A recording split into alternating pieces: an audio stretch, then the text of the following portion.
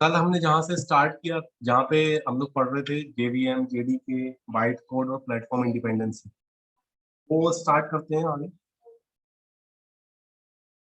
बच्चे आएंगे तो उनको ऐड कर लेंगे।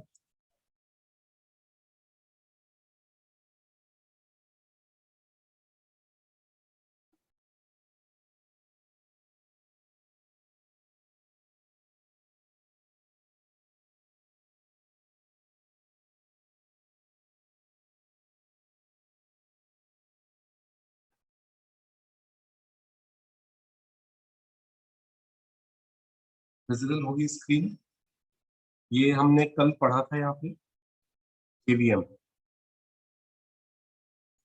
जावा वर्चुअल मशीन। एक ऐसी मशीन जो कोड एग्जीक्यूट करती है, और वो होता है byte code. Code execution component है।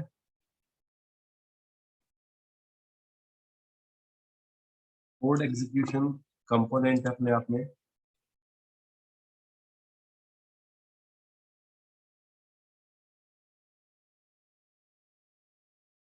सर स्क्रीन विजिबल नहीं हो रही है।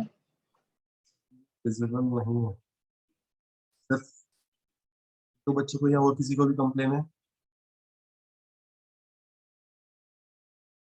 No sir.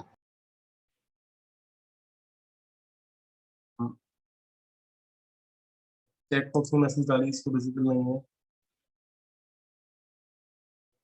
एक बच्चे को विजिबल नहीं है तो वापस से डिस्काउंट करके वापस से ऐड हो, मैं ऐड कर लूंगा। सर हो रही है। और ये ठीक है, स्टार्ट करते हैं आगे। तो जेवीएम के बारे में कल ही बताया था, एक ऐसी वर्चुअल मशीन है, जावा वर्चुअल मशीन, जो बाइट कोड को कोड एग्जीक्यूशन कंपोनेंट है जावा प्लेटफॉर्म का। ये क्या क्या प्रोवाइड करती है? Java compiler, GC, JIT debugger,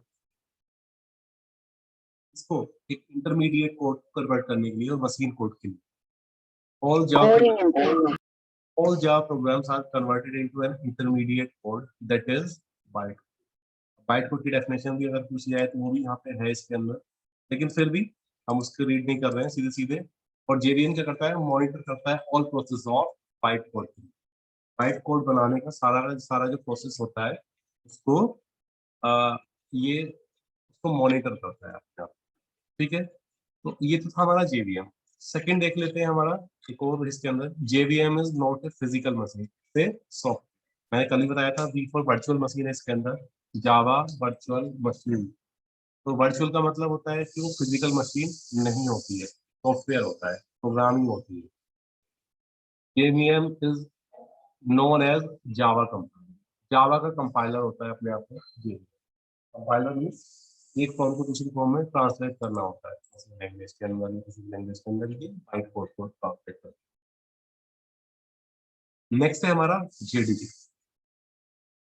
JDK के बारे में पूछा जाता है, ठीक है, जैसा जे आर ई भी होता है, वही बताऊंगा मैं अभी इसके साथ साथ। जेडीके स्टैंड फॉर, इसके लिए स्टैंड करता है जावा डेवलपमेंट किट।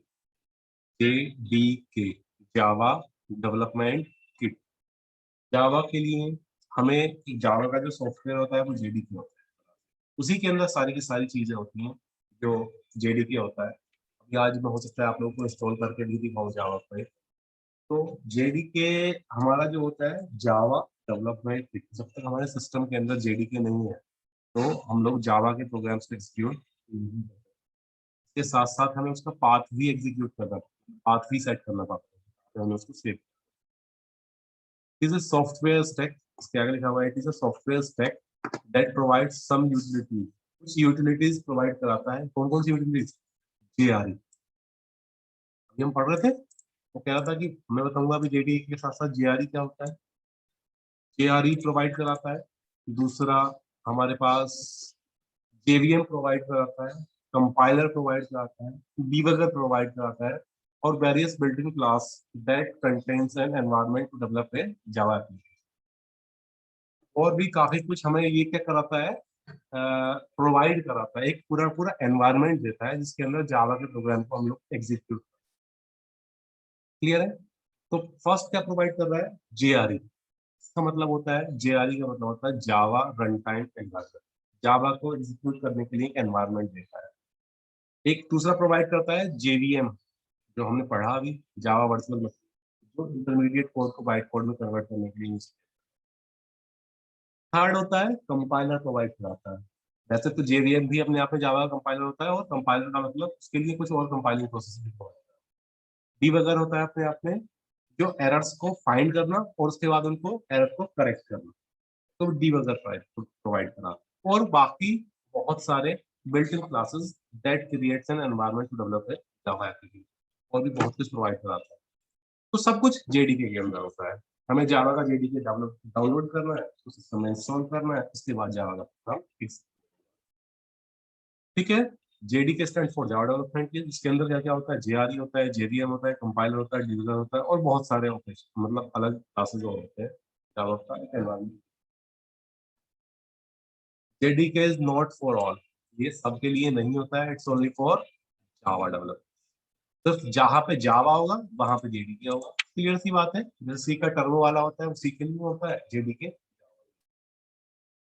तो JDK includes a collection of tools that are used for developing running Java programs। इसके अंदर बहुत सारे कलेक्शन ऑफ टूल्स होते हैं, बहुत सारे टूल्स का एक कलेक्शन है अपने आप में, और वो कौन कौन से टूल्स होते हैं वो नीचे लिखे हुए हैं यहाँ पे, जो हम लोगों को ये याद रखें।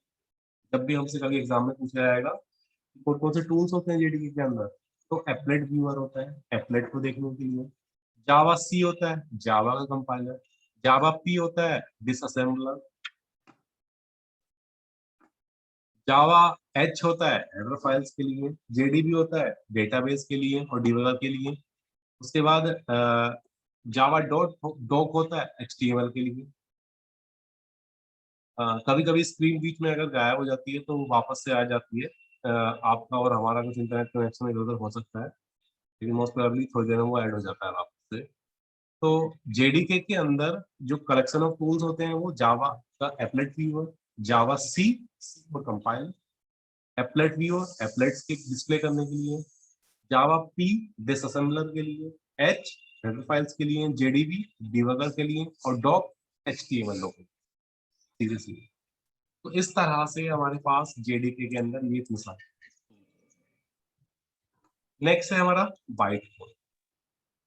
बाइट कोड की डेफिनेशन हमने पीछे भी देखी थी JVM के अंदर, वापस से देख लेते हैं।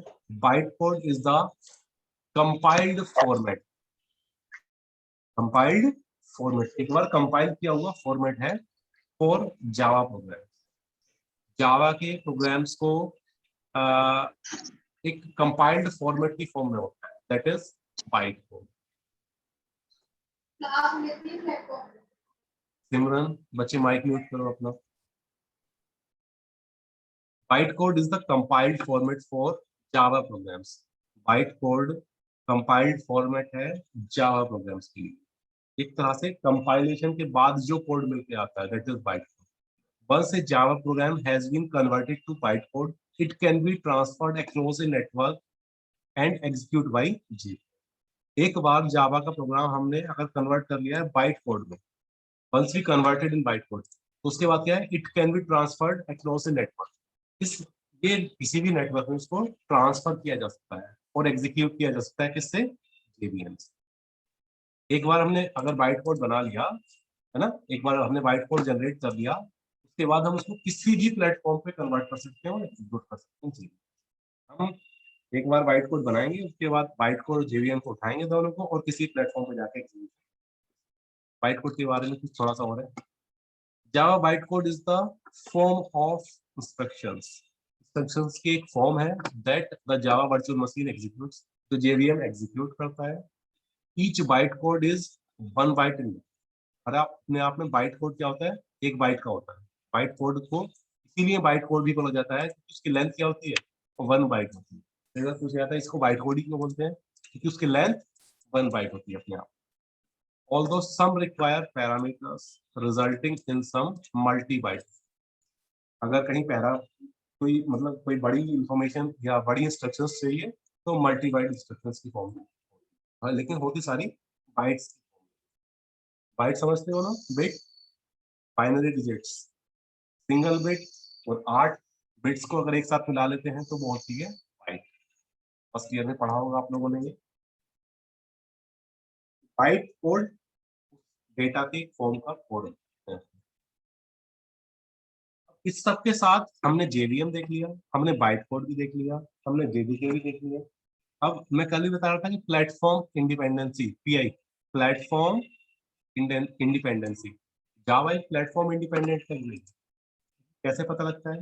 वो पता ऐसे लगता है कि जावा को किसी प्लेटफॉर्म की नीड नहीं होती execute करने के लिए, इसको अपने जेवीएम की जरूरत होती है और बाइट कोड। ठीक है, जहां बाइट कोड मिला और जेवीएम मिला, किसी प्लेटफॉर्म पे जाके एग्जीक्यूट कर देगा, इसलिए वो प्लेटफॉर्म इंडिपेंडेंट। प्लेटफॉर्म डिपेंडेंट क्या और इंडिपेंडेंट क्या चीज होती है? जैसे मानिए आपके पास एक कार है, ठीक है, तो कार को आप लोग अपना लोकल रोड्स पे भी चला सकते हो, हाईवे भी चला सकते हो, लेकिन प्लेटफॉर्म या मतलब आप ट्रेन को चला सकते हो वहां पे रोड्स के ऊपर? नहीं चला सकते। ट्रेन के लिए उसका एक ट्रैक ही हमें डिसाइड करना पड़ेगा, और जो उसके लिए पर्टिकुलर प्लेटफॉर्म बनाया गया है सिर्फ उसी पे चला सकते हो। तो एक ऐसा प्लेटफॉर्म जो डिजाइन किया जाता है कि सिर्फ वहीं पे एग्जीक्यूट होनी चीजें, वो प्लेटफॉर्म डिपेंडेंट हो गया। और वो जो किसी भी प्लेटफॉर्म पे, है ना, ह्यूमंस हैं, पानी में भी तैर लेता है, और कुछ चीजों की हेल्प से हवा में भी उड़ सकता है वो, और रोड पे भी चल लेता है, तो वो अपने आप में प्लेटफॉर्म इंडिपेंडेंट हो जाएगा। उसको एक रेफरेंस में हम देखें इन चीजों को। तो प्लेटफॉर्म डिपेंडेंसी, जो चीजें प्लेटफॉर्म पे डिपेंडेंट होती हैं, और इंडिपेंडेंट जो किसी प्लेटफॉर्म पे डिपेंडेंट नहीं होती है, फ्री होती है, इंडिपेंडेंट होती है। Java is platform independent. याद रखना है कि जावा क्या है, प्लेटफॉर्म इंडिपेंडेंट है, because it can run on any platform. ये किसी भी प्लेटफॉर्म पे रन हो सकता है। प्लेटफॉर्म जैसे विंडोज पे भी रन हो सकता है, मैक ऑपरेटिंग सिस्टम पे भी हो सकता है, ब्लैकबेरी वाले पे भी हो सकता है, आईओएस पे भी हो सकता है, किसी भी प्लेटफॉर्म पे ये रन हो सकता है। कुछ हमारे सॉफ्टवेयर ऐसे होते हैं, जैसे हम लोग जानते हैं, जो एंड्रॉइड वाले एप्लीकेशंस होते हैं, उसको आप लोग विंडोज पे डाउनलोड करो कंप्यूटर के अंदर, एप्स गूगल प्ले स्टोर पे जब जाओगे और उसको आप डाउनलोड करोगे, गूगल प्ले स्टोर पे आप जाओगे अगर, और उसके ऊपर कोई ऐप डाउनलोड करते हो, ऐप जो है वो विंडोज वाले सिस्टम पे, लैपटॉप पे नहीं चलेगा, वो सिर्फ और सिर्फ मोबाइल में चलेगा। और जो विंडोज वाला एप्लीकेशन है वो हमारे मोबाइल पे नहीं चलेगा। तो मतलब ये अपने आप में क्या है, प्लेटफॉर्म डिपेंडेंट एप्लीकेशन हो गए। जो विंडोज के लिए बना हुआ है वो विंडोज पे एग्जीक्यूट होगा, और जो एंड्रॉइड के लिए बना हुआ है वो सिर्फ एंड्रॉइड पे execute। तो platform independent because it can run on any platform. Platform independent है क्योंकि किसी प्लेटफॉर्म पे एग्जीक्यूट कर सकते हैं, कोई सा भी प्लेटफॉर्म हो। It contains its own virtual machine which have JRE which runs Java program as byte। सारी बातें हैं वो इस लाइन के अंदर लिखी हुई जो हमने अभी तक पढ़ा हुआ है। It contains its own virtual machine, इसके पास अपना JVM होता है, which have JRE, इसके पास अपना environment होता है रन टाइम का, Java run time environment, which runs Java programs as byte, जो बाइट कोड की फॉर्म में जावा के प्रोग्राम को एग्जीक्यूट करता है। वापस से पढ़ के देखो ये वाली लाइन फिर से, मैं जो बोल रहा हूँ अभी, सारी चीजें इसी के अंदर है, सब यहीं पे क्लियर हो जाएगा। It contains it's virtual machine, इसके पास अपना जेवीएम है, विच हैज जेआरई, इसके पास जेआरई होता है, एनवायरनमेंट होता है, which runs Java program as byte, byte code को वो एग्जीक्यूट करता है। इसलिए इन सब चीजों कॉम्बिनेशन से ये platform dependent. We may have different JRE for different platforms. Once we installed it, it's in our system, we can run our Java applications। जो हम अभी बात कर रहे थे कि अलग अलग प्लेटफॉर्म पे, तो उन सब प्लेटफॉर्म के जेआरई अलग अलग होते हैं। हाँ, उन जेआरई को भी हम जेडीके के अंदर रखते हैं, और वो कहीं पे भी जाके क्लियर है। आई होप ये चीज समझ में आई होगी आप लोगों को। तो अभी तक जो हमने देखे वो सारे के सारे टॉपिक आपस में इंटरलिंक। जेवीएम, पहले हम जेडीके को देखें। जेडीके के अंदर जेवीएम भी होता है, जेआरई भी होता है, कंपाइलर भी होता है, डिबगर भी होता है, और भी बहुत सारे टूल्स होते हैं, और बाइट कोड की हेल्प से ही काम करता है। ठीक है, जेवीएम एक ऐसी वर्चुअल मशीन जो बाइट कोड को कन्वर्जन के लिए काम में आती है। बाइट कोड एक ऐसा इंटरमीडिएट कोड है जिसकी हेल्प से ये प्लेटफॉर्म इंडिपेंडेंट होता है, किसी प्लेटफॉर्म पे एग्जीक्यूट कर सकते हैं। या एक कंपाइल्ड फॉर्मेट है जावा प्रोग्राम। डेफिनेशन याद कर पाना बहुत आसान है। प्लेटफॉर्म इंडिपेंडेंस किसी भी प्लेटफॉर्म पे एग्जीक्यूट कर सकते हैं, इसलिए ये क्या होती है प्लेटफॉर्म। होती क्यों है, क्योंकि इसके पास अपना जेडीएम वगैरह जेआरई वगैरह होता है, इसलिए ये प्लेटफॉर्म इंडिपेंडेंट। वैसे तो टाइप कास्टिंग पूछा बहुत कम जाता है, लेकिन फिर भी अब यहाँ पे है तो इसको हम एक बार देख लेते हैं टाइप कास्टिंग होता है। आप लोग सभी लोग जानते होंगे मेरे ख्याल से टाइप कास्टिंग के अंदर पढ़ा होगा।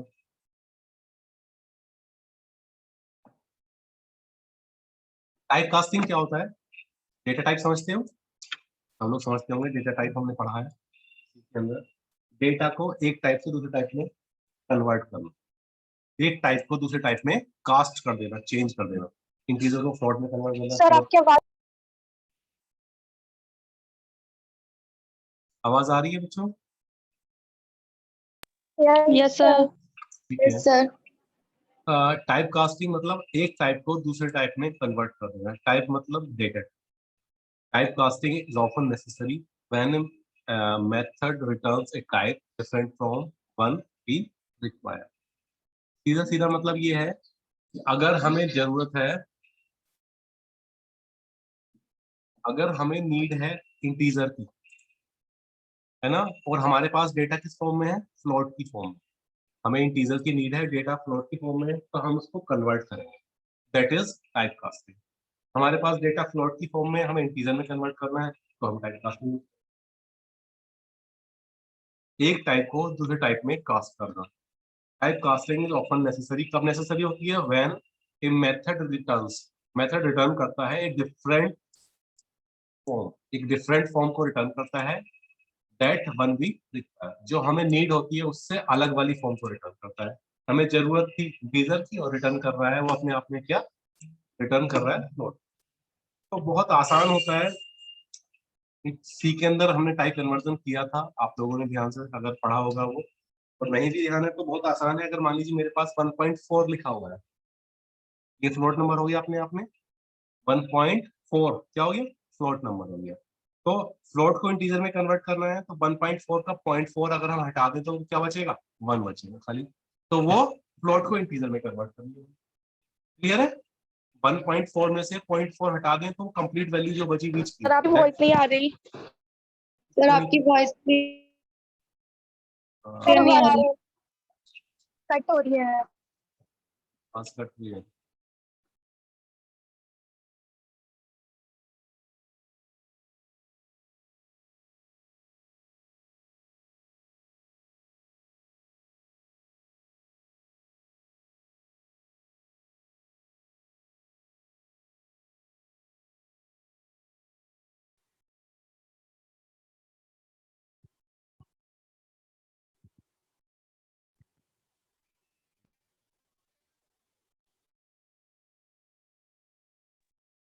आ रही बच्चों आवाज आपको सबको?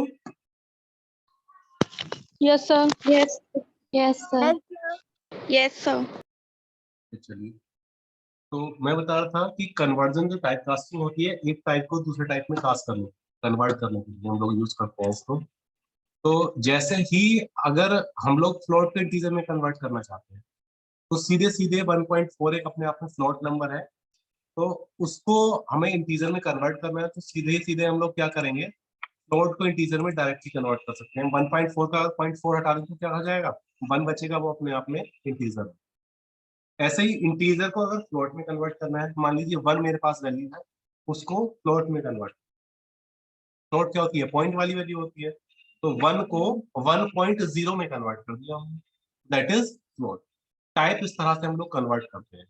तो वो जो टाइप कन्वर्जन होता है वो दो तरह से होता है, एक तो ऑटोमेटिक कन्वर्जन, और उसका नाम दूसरा होता है नो लॉस कन्वर्जन, उसमें कोई लॉस नहीं होता है।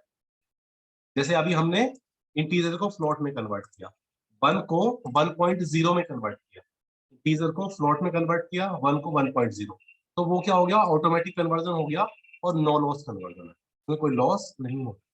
दूसरा हो रहा है लॉसी कन्वर्जन, लॉस हो रहा है जिसके अंदर, जैसे फ्लोट को इंटीजर में हमने कन्वर्ट किया था, अगर हमने फ्लोट को इंटीजर में कन्वर्ट किया 1.4 को, तो वो क्या हुआ इंटीजर में कन्वर्ट, 1, तो 0.4 का लॉस हो गया, दैट इज लॉसी कन्वर्जन। तो टाइप कास्टिंग के अंदर कई बार दो चीजें पूछी जाती है, एक होता है नो लॉस कन्वर्जन और दूसरा होता है लॉसी। या ऑटोमेटिक कन्वर्जन और दूसरा सिंपल टाइप कन्वर्जन। क्लियर है? तो ये हमारा टाइप कास्ट है अगर हमसे पूछा जाता है, अदरवाइज बहुत कम पूछी जाती है चीजें। जो मैंने आज बताया ये समझ में आया आप लोगों को? Yes sir. अगर इससे कोई Yes, कंफ्यूजन sir. है तो आप लोग पूछ सकते हो।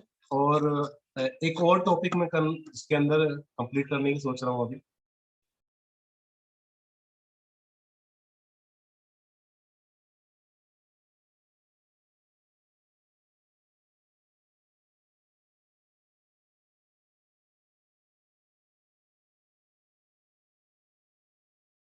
जब भी हम जावा का प्रोग्राम लिखेंगे तो उसके अंदर कुछ चीजें हम लोग यूज करते हैं।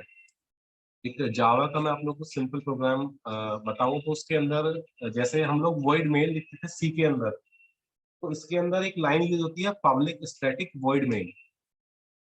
के अंदर एक लाइन है that is public static void main.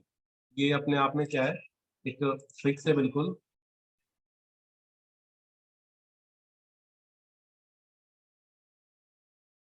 इस स्क्रीन पे एक मैं आप लोगों को विजिबल करके दिखाता हूँ।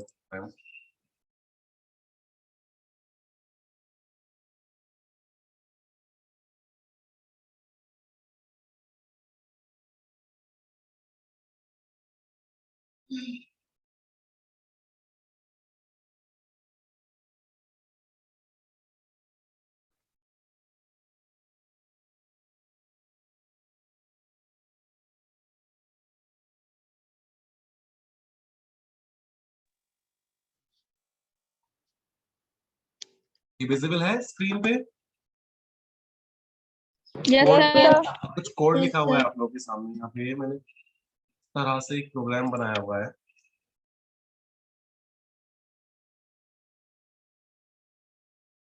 इस तरह से हम लोग जावा कोडिंग करते हैं। अभी सिर्फ हमें कोड समझना नहीं है, सिर्फ ये देखना है कि इसके अंदर लिखा क्या हुआ क्या। जैसे कल हम लोग क्लास की बात कर रहे थे, क्लास के बाद कोई भी हमें क्लास लिखेंगे, उसका नाम लिखेंगे, फिर उसके अंदर एक, जैसे सी के अंदर वॉइड मेन होता था, याद होगा, तो यहाँ पे हम लोग लिखते हैं पब्लिक स्टैटिक वॉइड। कुछ आर्ग्यूमेंट्स पास करते हैं अंदर, जो प्रिंट करना होता है उसका प्रिंट का फॉर्मेट होता है। लेकिन मेन जो मैं दिखाना चाहता था वो ये 4 वर्ड है हमारे पास, पब्लिक स्टैटिक वॉइड मेन। तो वॉइड का मतलब मेरे ख्याल से आप लोग सी के अंदर पढ़ के आए हो। मेन मेथड का भी मतलब पढ़ के आए हो, फंक्शन होता है अपने आप में, मेथड होता है। वॉइड का मतलब होता है रिटर्न नहीं करता है, क्योंकि वॉइड मीन्स होता है नल, नथिंग। तो दो वर्ड्स का मीनिंग हमें यहाँ पे समझना है एक्स्ट्रा जो है हमारे पास, पब्लिक का और दूसरा स्टैटिक। इनका क्या मतलब? ये विजुअल है सामने स्क्रीन अभी। Access specifier, Yes, sir.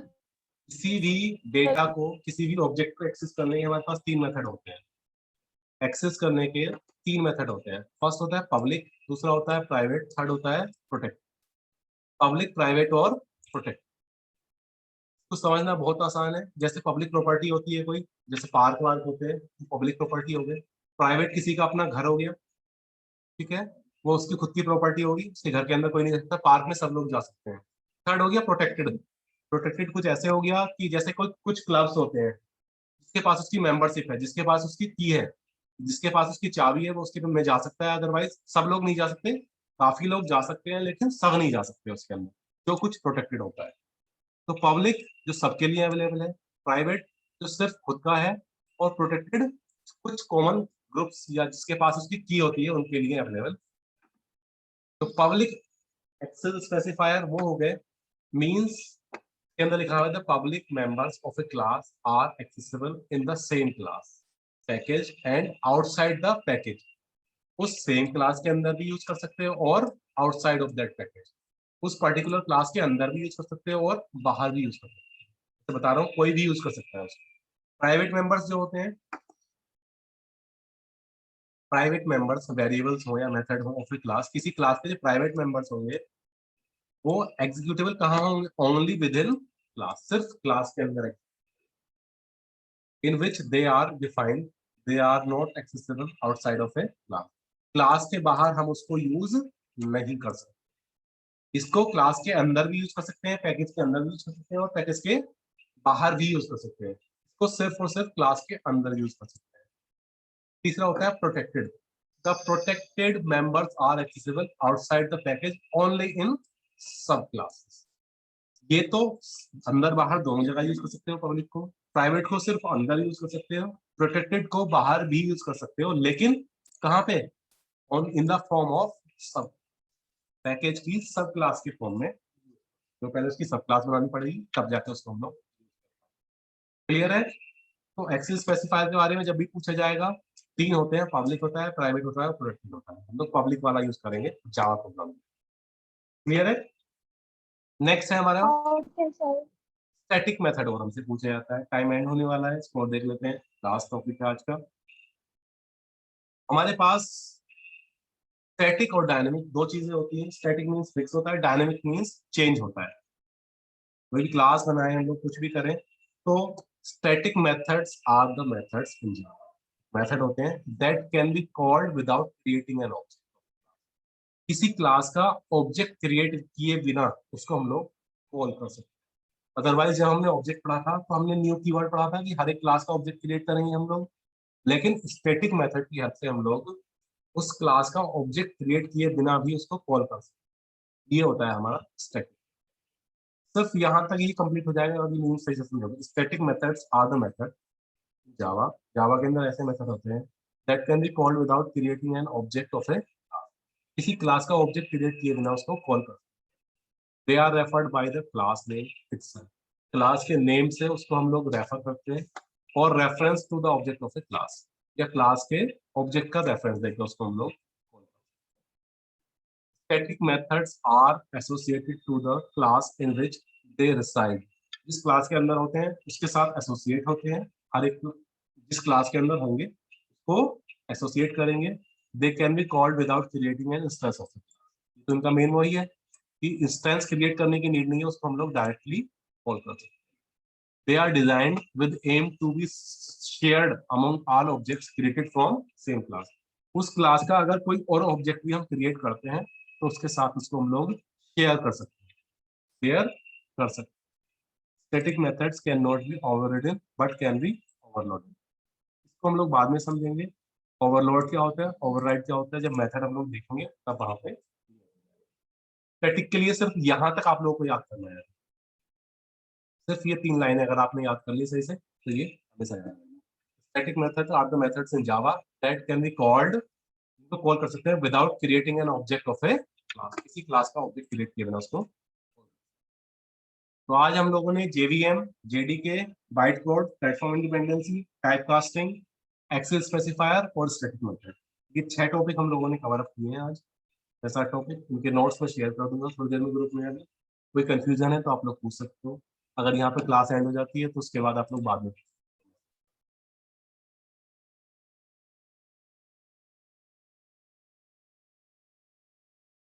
पूछना है बच्चे आप लोगों को। वीडियो में शेयर कर दूंगा आप लोगों को, ये आप लोग जरूर देख लीजिएगा, फिर से व्यू कर लीजिएगा उसको।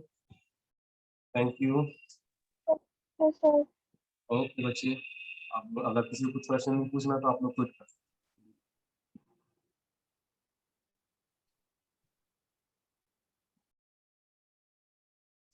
Thank you.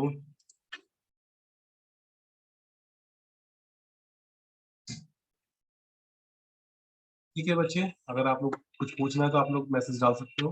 मैं इसको एंड अप कर रहा हूँ, नोट्स शेयर कर दूंगा। Thank you, sir. ओके।